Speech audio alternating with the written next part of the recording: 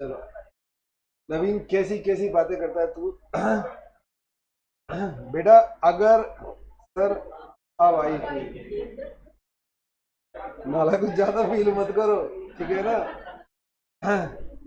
Sir wave तो नहीं, अरे वाह, हाँ वाइब। तो बेटा मुझे भी मेरी वाइफ की याद आ रही है इससे ये सारी बातें पढ़ के।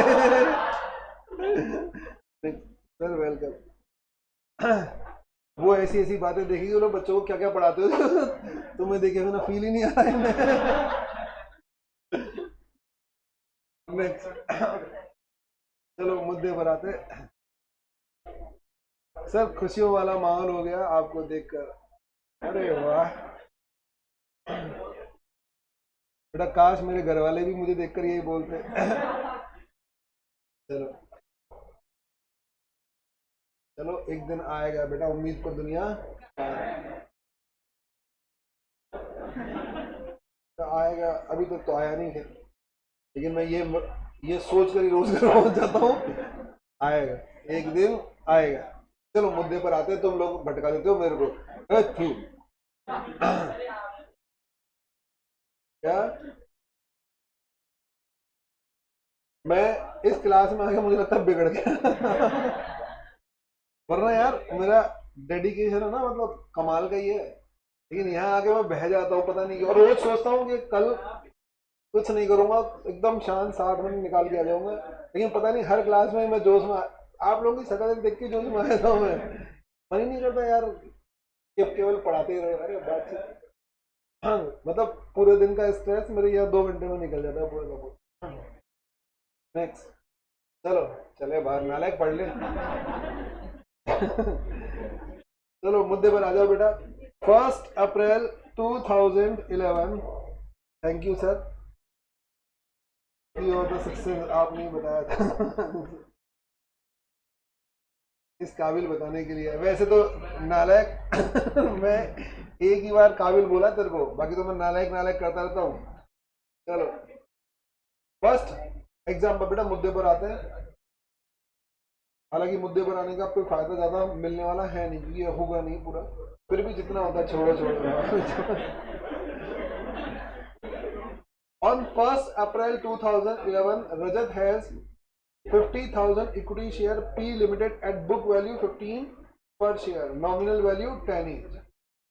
He provides you the following information. कुछ information दे रहा है। On June 11, purchase another 10,000 at the rate of 60. तो बताओ 50,000 क्या था? ओपनिंग बैलेंस, इसने उसी कंपनी के और खरीद लिए। 1 अगस्त 11 purchase issued 1 equity shares, bonus share 6 share hand. तो ये किसकी बात कर डाली? बोनस की शेयर। देखो, हाँ, अब तो मुझे लगता है कोई दिक्कत नहीं है, 1 equity share. Third point, on 31st October 11, the director of the Pre-Limited announced a right issue which entitles the holder to subscribe their shares for every 7 shares held, 15 per share. Shareholder can transfer their rights in full or part. Rajat sold one-third entitlement of the Umang for a consideration of rupees 2 per share and subscribed the rest of on 5th November 2011. You are required to prepare investment account in the books of Rajat, year ended 31 मार्च 11। क्या बनाना है आपको? Investment account. बेटा कहां तक बना सकते हो बोलो? रजत को राइट शेयर देने तक बन सकता है। खाली आपको पॉइंट नंबर 3 ट्रीट नहीं करना, जल्दी से बनाओ फटाफट फटाफट। और मुझे आप बताओ, केवल मुझे आपको एक पॉइंट समझाना है, पॉइंट नंबर 3 बस। तो एक इन्वेस्टमेंट अकाउंट आप मुझे बनाओ और फिर बताओ, और प्रॉपर तरीके से बनाना।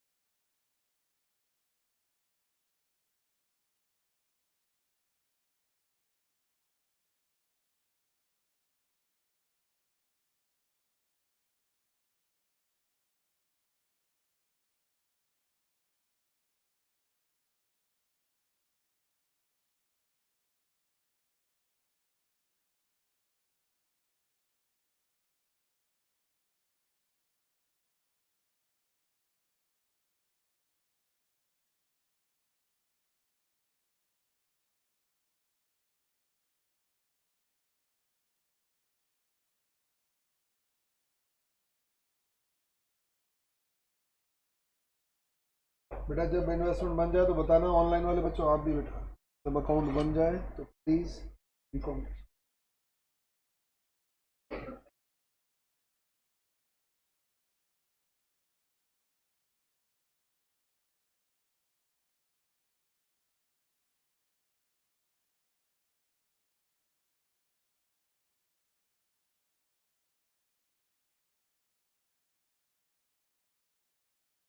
हो गया? हाँ नहीं।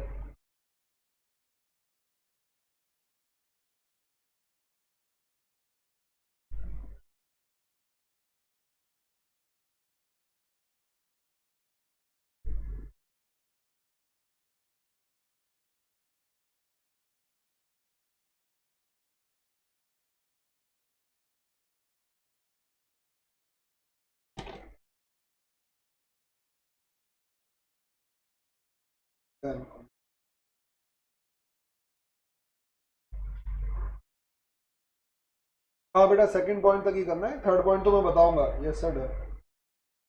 गवर्नमेंट नहीं बेटा, सेकंड पॉइंट तक पूरा फिल करो इसे निश्चय। सेकंड पॉइंट तक बेटा सारी एंट्री वेंट्री जो डालनी है, वर्किंग नोट बनाना है, वो सब करो अपने हिसाब से। मुझे केवल और केवल आपको थर्ड पॉइंट राइट बताना है बस। डन। ओके बेटा, राइट के बारे में कुछ पढ़ना नहीं है आपको, बस राइट बोनस तक काम करना है बस।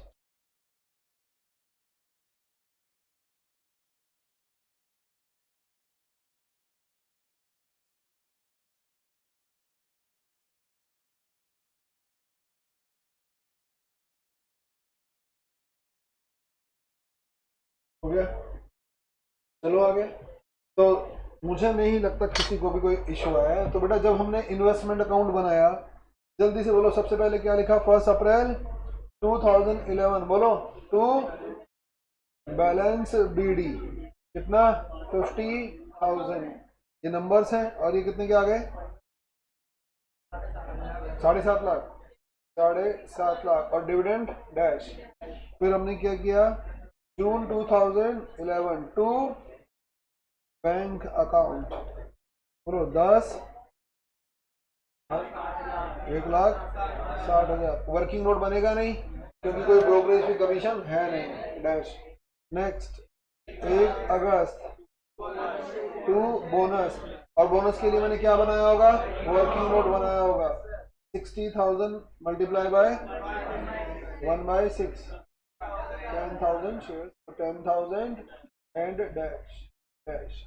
मतलब यहाँ तक मैंने कहा था। मुझे नहीं लगता, और बेटा स्पीड से अब थोड़ा कॉन्फिडेंस आया नहीं आया क्या? वही चीज़ मैनेजेबल है, थोड़ा सा बस होमवर्क करना बाकी है, हम चीज़ इजीली हैंडल कर सकते हैं। बेटा ये चीज़ें सिंपल है नहीं, बताओ। प्रैक्टिस से किसी भी चीज़ को आप प्रैक्टिस से सिंपल बना सकते हो, और बहुत ज़रूरी है करते रहना, वरना बाद में उलझ जाओगे। एक बार हमारे पास यहाँ तक की तो नॉलेज थी, अब मुद्दे पर आते हैं।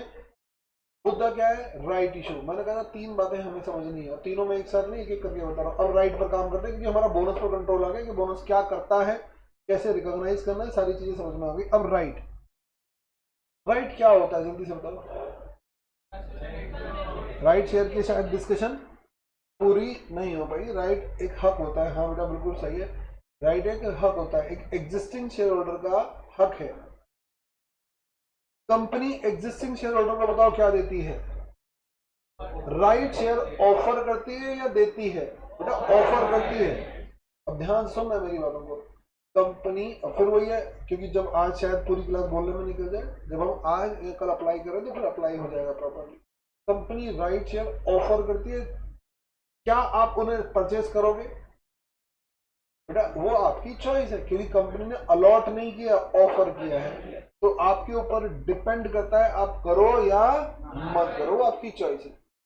अच्छा, कंपनी ऑफर किस पर करेगी? मार्केट प्राइस पर या कंसेशनल प्राइस पर? कंसेशनल प्राइस पर, ठीक है ना, कंसेशनल प्राइस पर। तो आप कंसेशनल प्राइस पर क्या करोगे? कंपनी ऑफर करेगी, आपकी चॉइस है लेना है। अगर मैं इन्वेस्टर हूं और कंपनी ने मुझे ऑफर किया, तो बेटा मेरे पास 3 विकल्प है। एक, बोलो क्या? क्या बंद किया आप लोगों ने? क्या अपने आप ही? तो ये बताओ, जब मैंने कंपनी ने मुझे ऑफर किया तो मेरे पास 3 ऑप्शन है। एक, मैं मना कर रहा हूँ कंपनी को, भाई साहब मुझे नहीं चाहिए, बात खत्म।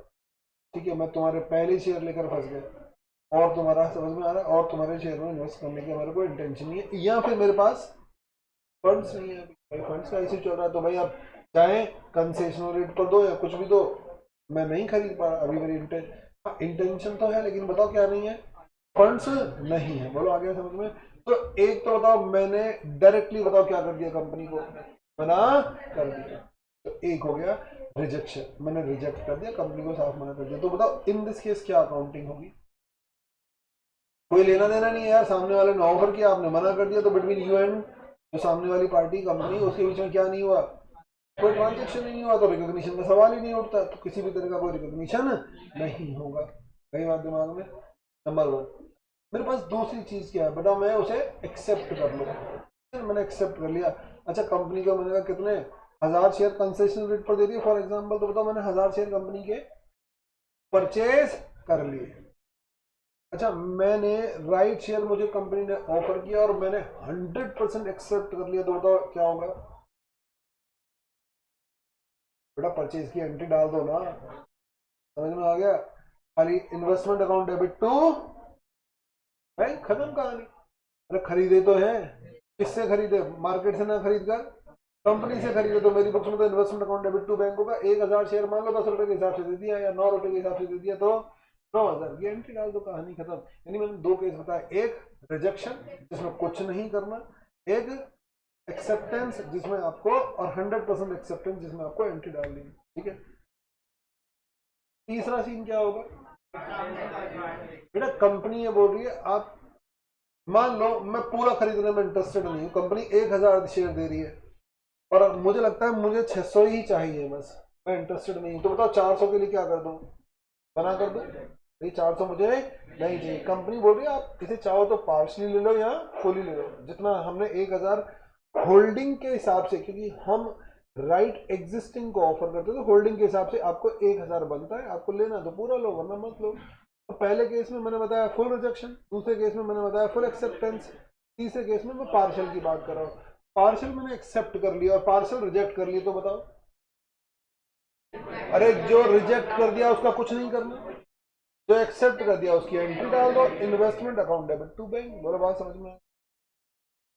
चौथा केस क्या होगा? चौथा लास्ट एंड फाइनल।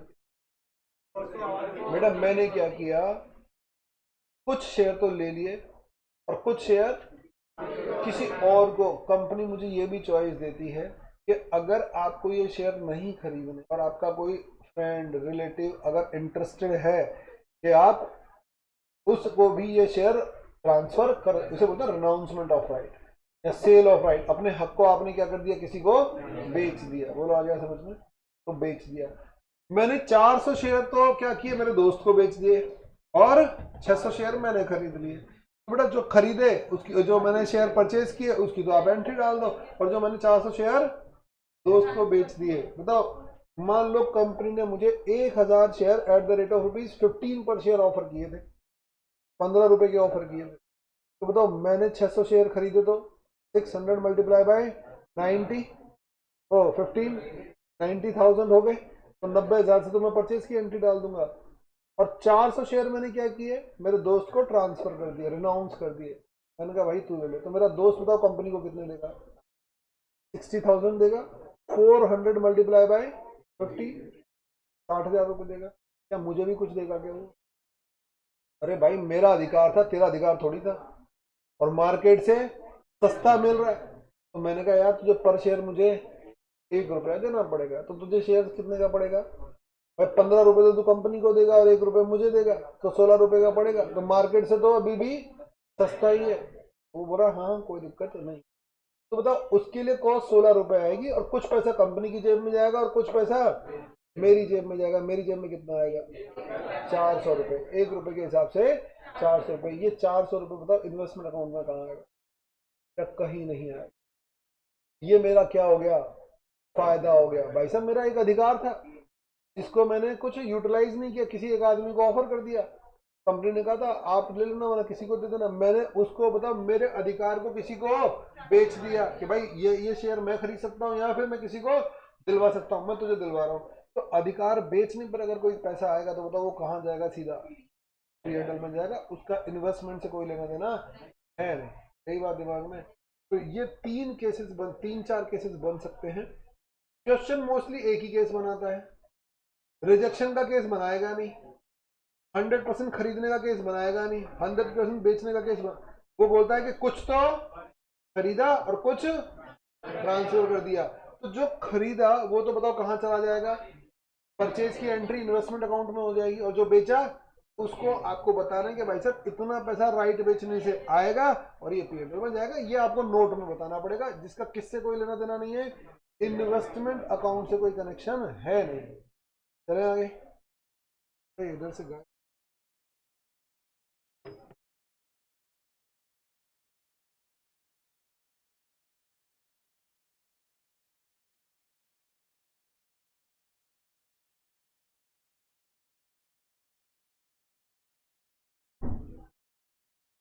टाइम कितना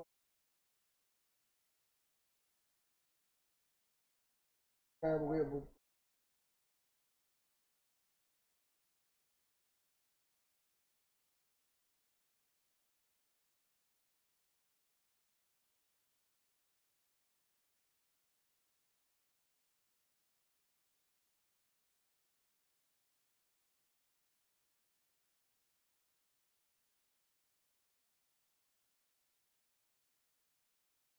ठीक है,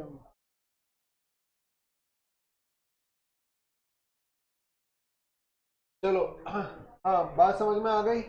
तो अब हम लोग क्या करते हैं बेटा, अब मैं राइट के केस में आपको बता रहा हूँ, राइट के केस में बताओ मैं क्या बनाऊंगा, एक वर्किंग नोट।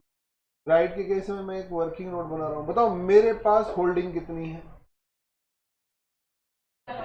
ये रहा 70,000। मेरी बात ध्यान से सुनना, वर्किंग नोट बन जाएगा। 70,000 मेरे पास शेयर है। तो मैं कंपनी का एग्जिस्टिंग शेयर होल्डर हूँ, और कंपनी बताओ किसको ऑफर करती है हमेशा बोनस, ओ सॉरी राइट, एग्जिस्टिंग को।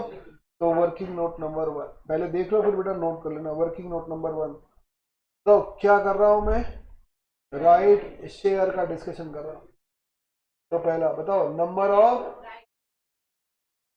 राइट शेयर्स इशूड, नहीं बेटा बोलो ऑफर्ड। समझ में आ गया, मैं ऑफर की बात करूंगा जो मुझे ऑफर की गई। बताओ मेरे पास कितने शेयर है, 70,000 शेयर। एग्जिस्टिंग शेयर होल्डर को कितने में ऑफर किए गए, 1 शेयर, 1 शेयर अगेंस्ट 3 है, 3 किए गए क्या, 3 बोला गया। तो कितने ऑफर किए गए, 30,000 शेयर ऑफर किए गए। बोलो बात समझ में आ गई। कंपनी ने मुझे ऑफर किए at the rate of rupees, at the rate of rupees 15 पर शेयर। ये ऑफर किए, क्या मैंने लिए, क्या बेटा मैंने लिए या नहीं लिए, वो क्वेश्चन मेंशन करेगा। क्वेश्चन क्या बोल रहा है आगे, 1/3 entitlement sold to Umang for a consideration of 2 and balance subscribe. तो बताओ सब्सक्राइब्ड, सब्सक्राइब्ड 2/3 निकालना कितना हो गया, 20,000 shares at the rate of rupees 15 ई और रुपीज 3 लाख। बोलो आ गया समझ में, ये 3 लाख यानी सब्सक्राइब कितना हो गया, ये 2/3 सब्सक्राइब कर लिया। तो बताओ इसकी तो मैं क्या डाल दूंगा, एंट्री डाल दूंगा इन्वेस्टमेंट अकाउंट में, परचेज की, investment account debit to bank. समझ में आ रहा है, पूरा बचा हुआ कहाँ गया, वो मैंने किसी 1/3, 1/3 कितना हो गया, 10,000, 10,000 मैंने मेरे किसी दोस्त को ट्रांसफर कर दिए शेयर। ठीक है, अब उसने कंपनी को कितने दिए होंगे, 15 रुपए, कंपनी को 15 रुपए, लेकिन मैंने कहा सब कुछ पैसा मुझे भी देना पड़ेगा। तो बताओ उसने 15,000 के हिसाब से, 2 रुपए के हिसाब से 30,000, ठीक है ना, सॉरी 10,000 पर 20,000, तो रुपीज, हाँ सेल्स प्रोसीड्स बेचने पर कितने आए मेरे पास, 20,000 आए, आ गया। तो यहां पर बताओ हमने क्या कर दिया, सोल्ड 1/3, ठीक है ना, 1/3 10,000 shares at the rate of ₹2 each. बोलो आ गया समझ में। और एक नोट लगा देना, क्या ये बता देना, ये जो बेचने से पैसा आएगा ये जाएगा कहाँ, मैं बताऊंगा ये इन्वेस्टमेंट में नहीं जाएगा। नोट बताओ, sales proceeds received from received ₹20,000 transfer to, या मैं ट्रांसफर को और सही करता हूं, बताओ, credited to P&L account as per para 13 of AS13। ये कौन बोलता है, AS13 का पैरा नंबर 13 बोलता है। आपको याद रहे तो लिख देना, ना लिखने की जरूरत नहीं। बोलो बात समझ में आ गई। तो सबसे पहले तो बताओ मैं क्या निकालूंगा, कितने ऑफर किए गए, फिर कितने, और मैं इसकी तो एंट्री डाल दूंगा और इसके बारे में बता दूंगा कि ये P&L बन जाएगा। क्या कहानी समझ में आई है सबको, लिखो जल्दी से बेटा। इसको भी मैंने क्या कर दिया बताओ, ब्रेक करके पटक दिया आपके सामने, ताकि आप सिस्टमेटिकली नोट कर सको कि 3 बातें हैं इसमें।